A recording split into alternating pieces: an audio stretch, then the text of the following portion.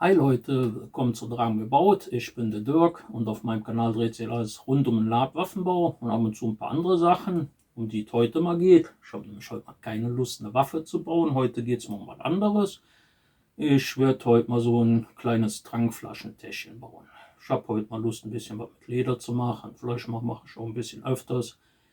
Bin jetzt am Überlegen, vielleicht mal Messerscheiden oder sowas mal zu nähen und sowas. Heute macht man einfach, heute wird nicht genäht, heute wird nur genietet. Ist auch nicht groß aufwendig, brauchen wir auch nicht allzu viel für. Ne? Ich hoffe mal, das Ganze gefällt euch, ist mal ein bisschen was anderes. Bleibt dran, wir sehen uns. Dann fangen wir mal an. Was braucht man alles? Kugelschreiber. Wichtigste ist natürlich ein bisschen Lederreste, die hatte ich noch rumliegen. Habe auch schon so ein bisschen was vorbereitet, aber müssen wir gucken. Natürlich so ein paar Trankfläschchen. Die habe ich, glaube ich, mal vor Ewigkeiten, ich glaube, bei Lederkram gekauft. Ja, glaube ich. Müsste ich auch mal wieder welche holen. Ich glaube, da habe ich nämlich auch keiner mehr von. Dann von da hatte ich, glaube ich, auch hier die Schnalle. Das ist übrigens die einzigste, die ich noch habe. Ich hätte wetten können, dass ich noch mehr habe, aber irgendwie, ich habe schon so lange nichts mehr mit Leder gemacht. Ich muss wirklich eine Stunde nach einer Schnalle suchen. Das ist traurig, wirklich. Ja, wie gesagt, habe lange nichts mehr mitgemacht, aber ich habe jetzt irgendwie mal Bock, mal wieder was zu machen. So, dann Kugelschreiber, Cuttermesser, Eddings, Hammer, habe ich noch Locheisen, nicht Locheisen, Lochzange oder Locheisen kann man auch nehmen. Man kann es auch mit dem Dremel oder der Bohrmaschine die Löcher machen. Ja, stinkt zwar dann ein bisschen, aber geht auch. Dann habe ich hier mehrere Unterlagen, meinen kleinen Metallklotz, den ich früher immer benutzt habe, wenn ich was gemacht habe, auch auf Cons. Hier habe ich noch ein bisschen was größere Platte, die ist ein bisschen schwerer, die werde ich wahrscheinlich dann nachher benutzen. Dann hatte ich hier noch so ein Ding, das habe ich immer benutzt. Naja, werde ich euch gleich zeigen. Kann man auch noch einen zweiten Hammerkopf für nehmen. Den hier habe ich übrigens ein bisschen gekürzt. So, und dann habe ich hier noch so ein bisschen was an Nieten. Ja. Dafür nehme ich immer jetzt gerne so Altmessing. Ich bin ja nicht so der Vertreter des Nähens, obwohl ich mich daran auch mal gern versuchen würde. Und jetzt habe ich natürlich alles ausgekippt. Naja, mal wieder der Vorführeffekt, aber ist egal, brauchen wir sowieso. Ja, dann würde ich sagen, fangen wir mal an. Tun wir erstmal, was wir nicht brauchen, so ein bisschen auf Seite. Ich habe nämlich Schablonen schon gemacht gehabt. Ich habe früher, wie gesagt, ab und zu schon mal was für Freunde gemacht. Da habe ich dann mit der Zeit mal dann so ein bisschen Schablonen gemacht. Das ist quasi, kann man dann auch für mehrere machen, muss man natürlich dann verlängern. Das ist im Prinzip, das Wichtigste ist erstmal, dass ihr das Fläschchen habt. Darin müsst ihr dann gucken. Ich schneide mal aus, da kann man das, glaube ich, besser erklären. Das ist wahrscheinlich einfacher. Dann muss ich erstmal hier irgendwo noch eine Seite suchen, die so halbwegs passt. Ist das hier halbwegs gerade? Ja. Mal gucken, ob man da nicht schon irgendwie reingeschnitten hat. Das ist auch immer wichtig. Passiert mal beim Schaumstoff nämlich ab und zu auch. Für so Sachen nehme ich dann so einen ganz einfachen Kugelschreiber. Müsst dann natürlich immer gucken, dass er das auf der Rückseite macht, ne? Nicht auf der Vorderseite. Wird zu schade. Ich schneide direkt erstmal aus. Ich könnte natürlich auch schon mal die Löcher vorzeichnen, aber machen wir gleich. Wie gesagt, ist jetzt auch nichts Aufwendiges, also nicht sonderlich aufwendig. Das Ding mit ein bisschen Übung hat man das in ein paar Minuten zusammengeschustert. Vorausgesetzt, man hat die Schablonen sich gemacht. Ne? Aber wie ihr seht, das ist eigentlich nicht besonders aufwendig. Außer man schneidet das nicht vernünftig hier in der Ecke. Wird jetzt auch nicht irgendwie so ein Meisterstück werden. Ne? Also nicht, dass er meint, ich fange jetzt noch an, dann rum zu punzieren oder sowas. So. Da haben wir nämlich dann hier. Dann haben wir den schwarzen Edding. Haben wir die Löcher. Das Schöne ist, da brauchen wir auch nicht allzu viele sehr schnell Nieten für. hält sich eigentlich noch relativ im Rahmen. Das Wichtigste war wirklich die Schnalle. Da musste ich wirklich wie so ein Blödmann suchen. Ich glaube, eine ganze Stunde habe ich da rumgekramt, bis ich dann aus Zufall einen gefunden hatte. Das war schon, ich hatte schon gedacht, ich könnte das Video heute nicht machen. Also, was sagt uns das? Wir müssen frühzeitig uns um so Sachen dann kümmern. Wenn wir so was mal vorhaben. Also ich geht schon wieder im Herz. So.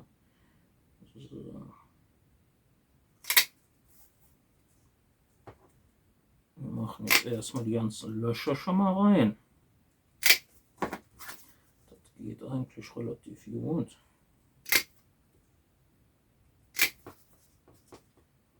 Bei dem Zweier hier, da kommt er auch noch überall gut dran. Wenn ihr das ein bisschen breiter habt, wie gesagt, nehmt dann entweder ein Locheisen oder halt eine Bohrmaschine. Wenn er dann hier so in der Mitte nicht, man kann das auch noch so ein bisschen zusammen, da müsst ihr aber aufpassen, dass er dann nicht hier irgendwas anderes erwischt.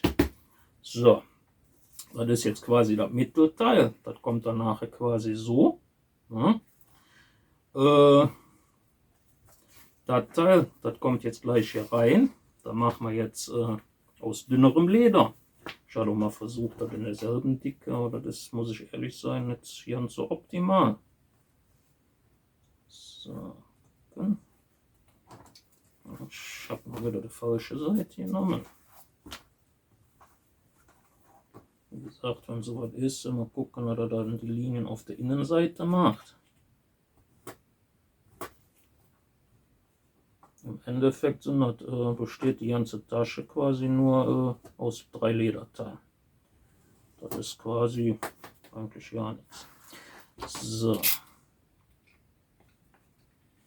Und wie gesagt, man nimmt ein paar Lederreste. Wie ihr seht, das ist jetzt nicht so groß, was man da wirklich braucht. Wenn ihr mal irgendwie für Endzeit oder irgend so was mal ein bisschen was machen wollt, das kann man ja danach auch noch irgendwie vermocken. So. Legen wir hier drauf. Bei so dunklen Sachen bietet sich dann hier so ein weißer Edding dann mal an. Ich hoffe, dass ich das mal sehen kann. Einfach so durch die Löcher drauf drücken.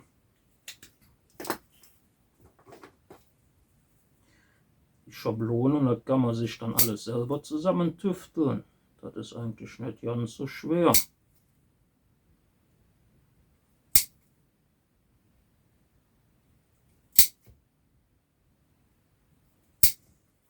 Im Endeffekt müsst ihr die Schablone quasi von der Mitte zum Rand machen.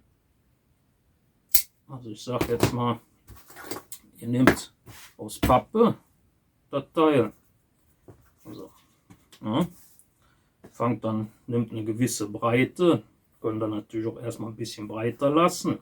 Dann geht es im Endeffekt erstmal darum, dass die mittleren Löcher passen, damit dann später, da könnt ihr dann gucken, mit denen hier, dass das dann übereinstimmt. Ja. Ich bin mir auch nicht so ganz sicher, ich habe nämlich irgendwie so das Gefühl, dass das hierfür nicht das Richtige ist. Bin mir aber jetzt nicht so ganz sicher. Muss ich gucken. Und das Teil dann halt, müsst ihr dann wie gesagt dann anpassen. Wenn ihr dann in der Mitte das habt, macht ihr das Fläschchen rein. Ja. Und dann könnt ihr nachmessen, wie viel ihr braucht, damit ihr das dann rein. Und das dann natürlich auf beiden Seiten. Machen wir jetzt gleich dann auch. Und ihr müsst dran denken, hier auf der Seite natürlich wieder nicht gemacht habt. Da muss ich auch dran denken. Ich habe nämlich auf der Seite ein Loch vergessen. Das war das hier. Das ist nämlich nachher noch relativ wichtig. Diese 2 Löcher hier. Ich muss auch gleich gucken, dass ich das richtig rum dran mache. Das ist nämlich immer so ein bisschen Kunst. Da muss ich gleich noch gucken. Bin mir jetzt auch gar nicht mehr so ganz sicher. Ich sage, ich habe die Sachen schon ewig so nicht mehr gemacht. Das sind jetzt schon mal die 2 Teile. Und dann brauchen wir noch mal den dicken Lederstreifen. Wir brauchen nämlich noch für die Schnallen und so dran zu machen.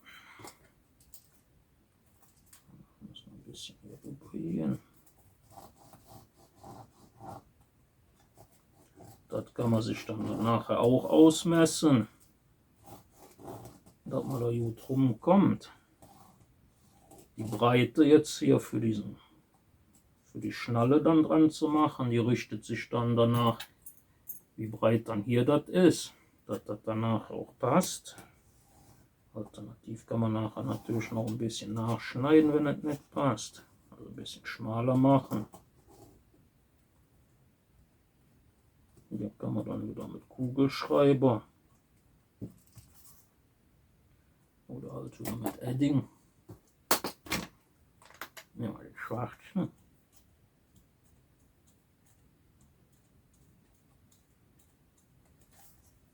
Seht mit dem schwarzen Edding geht das auch richtig gut. Also wie gesagt, müsst ihr dann immer ein bisschen gucken, was ihr nehmt.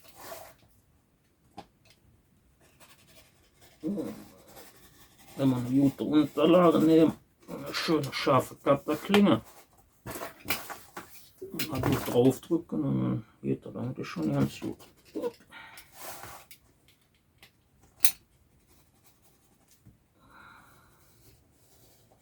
Und ihr seht, das Leder ist schon ein bisschen dicker. Das ist schon nicht ganz billiger Mist.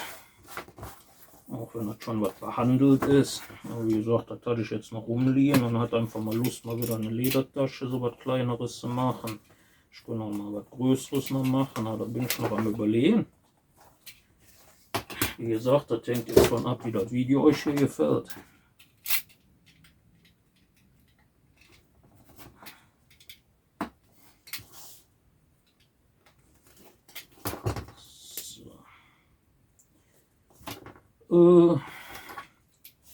Machen wir hier noch rein.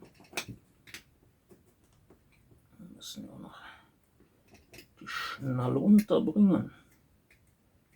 Da müsste immer so ein bisschen, also das Rausschneiden ist immer so ein bisschen frickelig. Da gibt es, glaube ich, auch Werkzeuge für, dass man das einfach alle rauskriegt. Ja, Leute, wir haben es geschafft. Gewonnen. Sieg. Und da müssen wir aufpassen. Ich weiß nicht, ob man das heutzutage überhaupt mal sagen darf. So, dann machen wir hier noch ein Löschchen rein. Ja, da kommt noch ein Loch rein, aber jetzt noch nicht. Das ist nämlich nur das erste Loch zum Fixieren. So, jetzt machen wir hier noch ein paar Löcher rein. Für die Schnalle nachher. Damit wir das, ich glaube, da hätte ich ein bisschen kleinere Löcher jetzt nehmen können, wie jetzt, was ich hier mache, aber ist halt so. So, sind ein bisschen groß geworden. Aber das müsste eigentlich gut gehen. Gucken von der Breite her. Oh, ist ein bisschen stramm, aber klappt. Gucken. Geht durch. Geht. So. Dann machen wir schon mal die Schnalle dran. Das ist jetzt auch kein Hexenwerk. Er geht quasi einmal so durch. Macht dann quasi hier den. Oh ne, verkehrt rum. So rum. Den Pin einmal durch. Das Ganze hier durch. So, ich nur, dass das nicht so ein bisschen kurz geraten ist. Ach, ich würde versuchen das jetzt einfach mal. Wie gesagt, ich habe das schon ewig nicht mehr gemacht. Ich glaube, das letzte Mal habe ich so ein Tragfläche gemacht, das ist mindestens schon 10 Jahre her. Also nicht so gefühlt. Wir müssen das jetzt einfach mal wieder probieren. Mal gucken, ob ich das überhaupt noch kann. Naja, gut. Wir probieren das jetzt einfach mit dem hier mal. Ansonsten müssen wir noch mal ein neues Ding machen. Ach, Leute. Irgendwie ist da bei mir wirklich momentan. Nehmen wir mal hier die bisschen dickere Metallplatte. So, jetzt muss ich wirklich aufpassen, dass wir das hier auf die richtigen Stellen machen. Wie ihr seht, da nehme ich dann Nieten in Altmessing für. Gefällt mir irgendwie besser. Ganz früher hatte ich hier so vernickelte genommen, hat sah dann immer so ein bisschen nicht so schön aus. Die meisten werden wahrscheinlich auch noch die Hände über den Kopf schlagen, weil die ja alles vernäht haben möchten. So. Aber, wie gesagt, das ist jetzt einfach mal so auf die Schnelle zu machen. Wenn man mal irgendwie so ein Ding mal braucht. Hat noch ein paar Lederreste zu Hause rumliegen. Kann man sich das mal schnell zusammenschustern, vorausgesetzt man hat noch ein paar Nieten und so was da. Könnt natürlich auch normale Hohlnieten nehmen, aber es sieht halt nicht ganz so schön aus. So.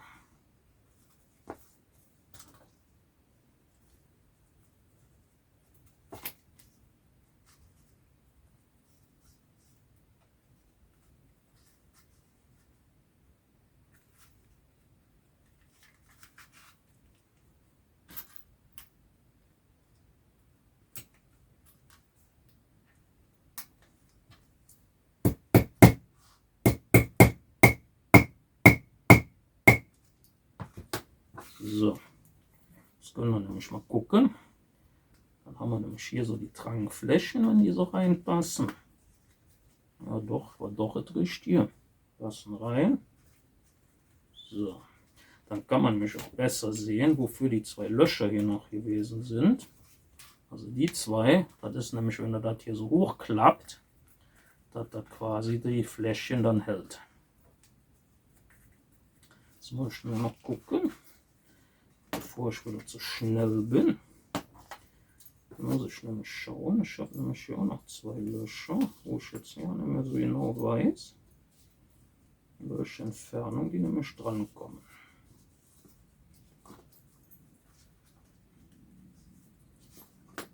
Jetzt kommt aber theoretisch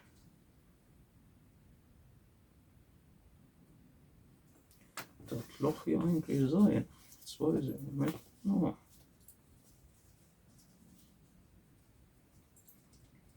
Aber ist nicht schlimm. Das Teil kommt drin, das ein bisschen drüber.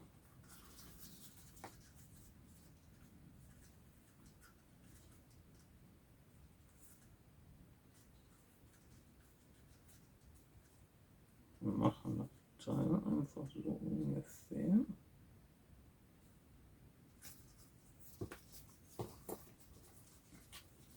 Ungefähr hier ein bisschen dahinter das Loch.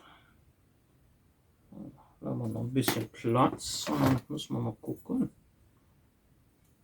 Wie ihr seht, so ganz ausgereift ist das auch nicht, aber wenn man das Zeug hier nicht gemalt hat, dann muss man immer noch mal so ein bisschen rumtüfteln. So. Das Ding machen wir nämlich jetzt schon dran. Obwohl das vielleicht auch nicht so die gute Idee ist, wenn man noch. Nein, das kann man gut auf Seite machen, das geht. So. Das ist jetzt mit das Frickelste an der ganzen Sache hier. Da müsst ihr nämlich das Ganze hier durch. Das ist noch das Einfache an der Sache. Schön zusammen nieten die Teile hier, dass die zusammenhalten. Jetzt kommt das, also nach meiner Erinnerung, das beschissenste an dem ganzen Teil. Ihr müsst irgendwas haben an Metall oder was ihr hier mit rein tun könnt. Könnt ihr auch, sagen wir hier, die Zange oder was rein tun oder einen anderen Hammerkopf. Und dann müsst ihr das Ganze nämlich hier vernieten.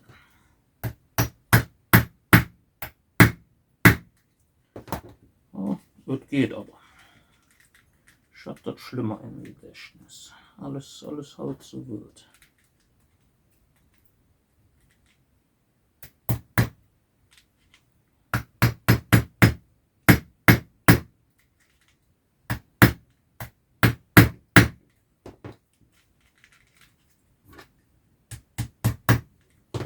So. Gucken, ob das passt.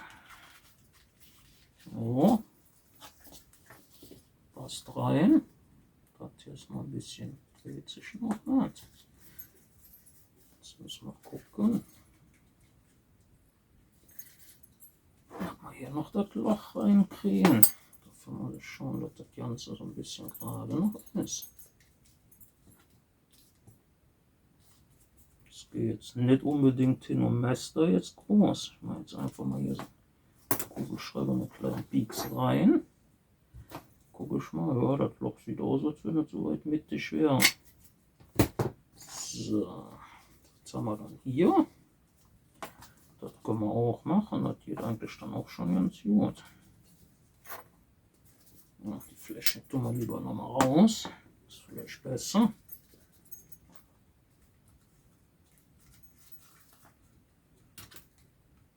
Ups, Kopfhörschläge mal auftun sollen. Wie gesagt, so Doppelkopfnieten finde ich mit am schönsten noch, wenn man sie benutzt. Bei den anderen Sachen muss man halt so ein bisschen gucken. Ja, ich hätte hier noch ein bisschen schöner arbeiten sollen, sehe ich gerade. Aber so im Großen und Ganzen geht's. Wie gesagt, ist ja jetzt nur mal für schnell mal was zu machen. Wie gesagt, ich hatte heute noch keine Lust mal hier so groß was zu machen. An Waffen. So ein bisschen Abwechslung ist ja auch mal nicht schlecht. So, dann kann man das hier. Können wir auch noch ein bisschen verschönern. Ich tue mal noch. Kann man hier noch so ein bisschen die Ecken abschneiden.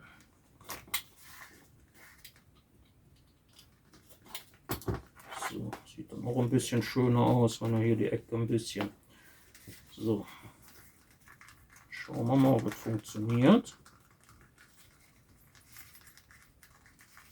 Das ist natürlich noch alles ziemlich steif.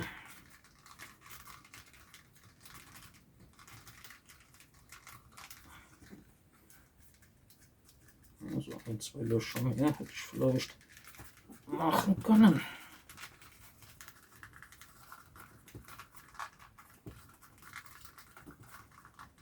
Oh, geht aber. Zack. Wie gesagt, kann man noch ein bisschen verbessern, indem man das dann hier so ein bisschen länger macht oder so. Ja. Dann habt ihr hinten quasi hier das Teil, kann man dann durch den Gürtel machen. Das ist ein bisschen Spack jetzt, aber das geht. Ja. Wie gesagt, das Teil hier, das hätte ich ein bisschen länger machen können, also ein bisschen kurz. Vielleicht hätte ich auch die Löcher ein bisschen anders setzen müssen. Ich bin mir nämlich nicht mehr ganz so sicher, ob ich da nicht dünneres für genommen habe. Jetzt können wir mal gucken. Ich habe hier noch ein bisschen Antik-Finish. Vielleicht gehen wir dann noch so ein bisschen mal drüber. Mal schauen, wie es danach aussieht. Kann ja nicht schaden. Habe ich bei dem Leder, glaube ich, noch nie ausprobiert. Wie gesagt, das lag doch schon mal eine Weile jetzt rum. Habe das jetzt einfach mal aus der Ecke rausgekramt. So. Ja. Ohne Antik-Finish, theoretisch kann man da auch noch ein paar andere Sachen noch, dass man dann noch mit der Farbe das versiegelt hier an den Rändern. Ich bin jetzt einfach mal hier mit dem Antik-Finish hier ein bisschen drüber. Sieht dann nicht ganz so neu aus. Sache, die Leute, die Lederarbeit machen, werden jetzt wahrscheinlich die Hände beim Kopf zusammenschlagen. Aber ist mir egal. Ich mache das jetzt einfach mal. Mir geht es jetzt nur darum, dass die Kanten nicht mehr so hell leuchten. Also die Schnittkanten, der Rest juckt mich nicht.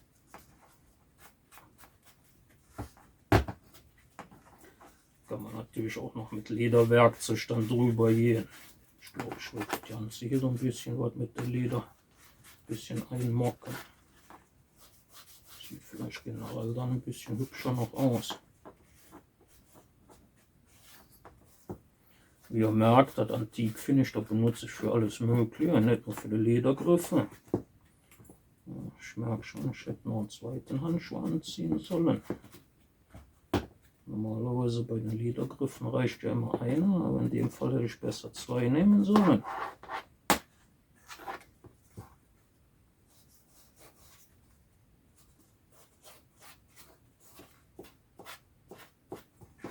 So. Dann gehen wir noch so ein bisschen hier drüber. Ja, hier innen auch noch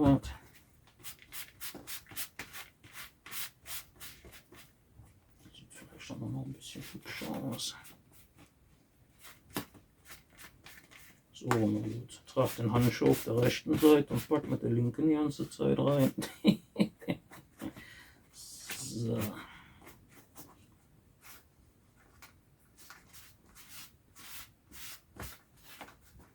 Wie gesagt, das ist jetzt kein Kunstwerk.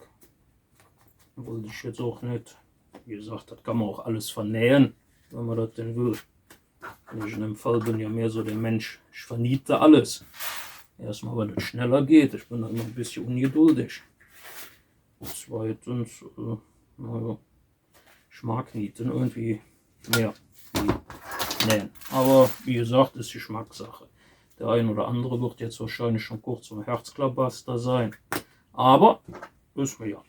So. Tun wir mal rein. Wie gesagt, die Fläschchen, die kann man dann hier, die kann man wahrscheinlich auch woanders kaufen. Aber die hatte ich, wie gesagt, glaube ich, meine ich mal bei Lederkram vor vielen Jahren mal gekauft gehabt. Und die Schnalle halt auch. Und ich glaube, die Nieten habe ich, glaube ich, auch da gekauft. Also könnt ihr da auch kaufen. Meine Empfehlung habt ihr. Ja. Wie gesagt, das Ganze kann man natürlich auch mit dem dünneren Leder machen. Ich sage jetzt mal das hier. Das wäre wahrscheinlich auch die bessere Option gewesen, wie das dickere. Ist zwar jetzt ein bisschen robuster, aber das ist halt hier ein bisschen stramm dadurch geworden. Mit dem dünneren wäre das Ganze wahrscheinlich, und sehe hier nicht an der Stelle. Es ist ein bisschen klobig geworden, aber wie ihr seht, ja, es funktioniert. Ja, so sieht das aus. Mal gucken, was haben wir gebraucht. Wie gesagt, dickeres und dünneres Leder, eine Schnalle, 2 Tragfläschchen. Ich liebe das immer, wenn die Sachen noch ziemlich frisch sind. Dann ist das immer alles noch so ein bisschen, geht ein bisschen schwerer. Das habt ihr gebraucht. 2, 4, 6, 8, 9, 10. 10 Nieten habt ihr gebraucht. Eine Schnalle und 2 Tragfläschchen. Ja, und dann halt das Leder noch. Was ja nicht gerade viel ist. Wie gesagt, ist ja im Endeffekt nur die 2 Teile. Und dann noch für den Riemen jetzt das Teil. Wie ihr gesehen habt, Tragfläschchenhalter ist fertig. Ne? Ist wirklich relativ simpel gemacht. Wie gesagt, ist jetzt kein Kunstwerk, kann man natürlich noch schöner machen. Aber so auf die Schnelle mal für an die Juchtel dran. Wie gesagt, nehmt vielleicht für das Teil, mit der Schnalle dran, nimmt besser dünneres, das also dieselbe Dicke wie wo die Tragflächen quasi mit drin sind. Das ist wahrscheinlich ein bisschen besser. Aber wie ihr seht, hier kann man dann den Gürtel zu, also durchmachen. Ne? Und dann hat man das schön am Gürtel dran. Mit dem dickeren Leder, das ist auch richtig stabil. Ne? Also auf jeden Fall außen. Innen sollte natürlich auch sein. So. Und dann habt ihr das ganze Ding mit 2 oder mehr. Wie gesagt, müsst ihr dann gucken. Im Endeffekt fangt ihr in der Mitte an. Und dann immer jedes Fläschchen dahin und arbeitet euch nach außen. Da könnt ihr dann noch 3, 4, 5, 10, je nachdem. Oder mehrere Reihen. Von hier aus könnt ihr da auch eine ganze Kiste machen, die ihr euch auf den Rücken schnallt oder so was. Aber das ist halt, ich sag jetzt mal, relativ simpel umzusetzen, mit nicht allzu viel Aufwand. Vielleicht braucht ihr dann statt eine Schnalle dann noch ein bisschen mehr und natürlich auch dementsprechend größeres Lederstück und Nieten. Aber so vom Grundprinzip können wir sowas machen. Ja, ich hoffe mal, das war jetzt mal ein bisschen was anderes. Wie gesagt, ich hatte jetzt mal keine Lust mehr wieder, nur Waffen. So ab und zu hat man auch ein bisschen Abwechslungsbedarf. Wenn euch das Ganze gefallen hat, ich hätte noch so ein paar Ideen, was ich sonst noch machen kann. Vielleicht noch für Teilerbesteck mal eine Tasche oder mal eine Gürteltasche generell. Wie gesagt, ich mache die relativ simpel. Ich habe zwar Nähzeug da und alles, aber ich weiß jetzt nicht, ob ich unbedingt nähen will, weil das ist nicht so meins. Mit Nieten, wie gesagt, ist nicht A, ne? Aber es geht relativ schnell und kann auch jeder, der kein Talent hat, zu nähen. Nähen ist schon nicht jedermanns Sache. Ich kann so halbwegs ein bisschen, allerdings bei Leder habe ich stoßen noch nichts gemacht. Aber ich könnte es auch, müsste mich ein bisschen einarbeiten. Wie gesagt, das Material und Werkzeug habe ich ja da, benutze zwar eigentlich so nie. Habe mir jetzt letztens noch ein bisschen was geholt, weil ich am Überlegen bin oder so eine Messerscheide vielleicht mal, vielleicht auch ein bisschen punzieren mal versuchen. Ich weiß natürlich nicht, ob es euch gefällt, weil es nicht jetzt unbedingt, also Messerscheide hat ja schon mit dem Schwert, also mit dem Waffenbau zu tun, so eine Heilertrank-Dings jetzt eher nicht, aber wie gesagt, ich hatte jetzt mal Bock, was anderes zu machen. Werde ich wahrscheinlich auch in die Cosplay-Playliste rein, so unter alles Mögliche. Wie gesagt, wenn es euch gefällt, könnt ihr mal Kommentare schreiben, dann mache ich ab und zu auch mal zwischendurch, wenn ich Bock habe, mal wieder so ein paar Videos zu so Sachen. So einfache Sachen, die man relativ simpel sich zusammenbasteln kann, ohne dass man allzu viel braucht. Ja, dann war es das mal wieder. Projekt Trankflaschen, Tasche ist durch. Dann sehen wir uns bei einem meiner nächsten Videos. Wir sehen uns.